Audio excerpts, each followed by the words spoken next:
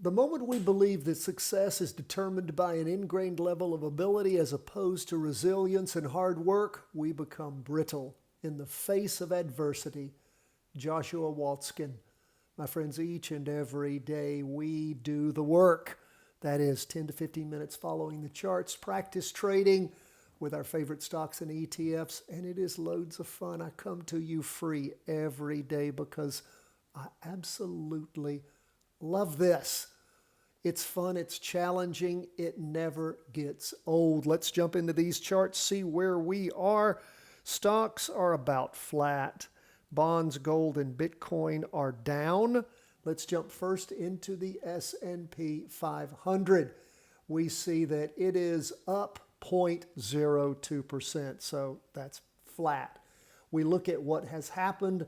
We see how stocks just jammed up. The S&P itself jammed up until the 5th of August. Then sideways a little bit, then another little bit of a climb. And then starting there on Friday the 14th into Monday, things started, the 18th started sliding down and sort of leveled out around Thursday and Friday of last week and have really not done too much this week, just sort of hanging there. But we did cross over strong on that weekly trend line. So looks like that trend has come to an end, but we aren't calling it that yet. We're going to continue to watch over the next couple of days and see how this develops as we get to Friday and see if the market's going to digest this pullback and start moving up again or roll over and down. If you put a gun to my head, I would say down. But hey, man, I've been doing this long enough. Anything is possible. We look at the NASDAQ 100 and less likely it's going to recover.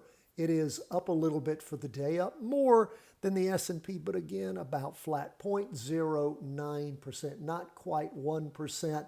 Again, as you look at the half-day chart, it's just little dojis there, isn't it?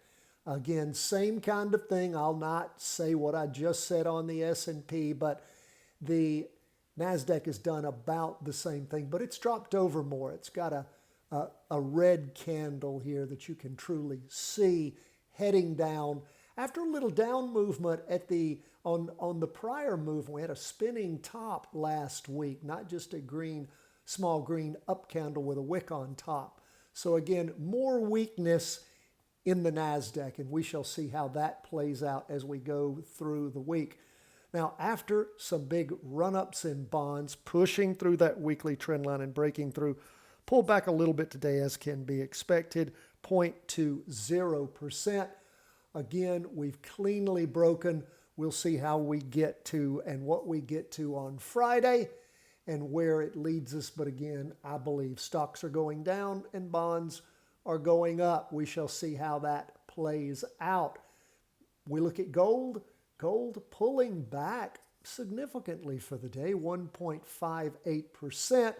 We've seen it pull back on Tuesday of last week, the 18th. We saw it pull back on Thursday, the 13th.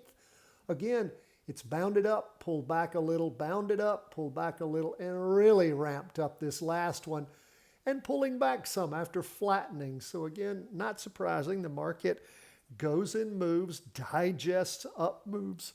People sell positions, take some profits, and then things bound back up again.